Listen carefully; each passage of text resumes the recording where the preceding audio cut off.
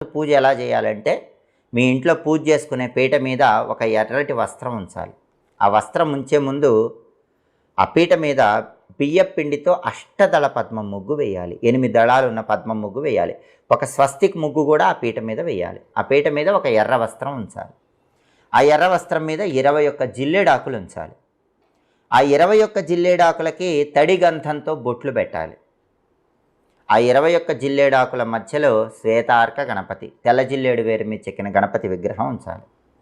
ఆ విగ్రహానికి కూడా గంధం బొట్లు, కుంకుమ బొట్లు పెట్టండి.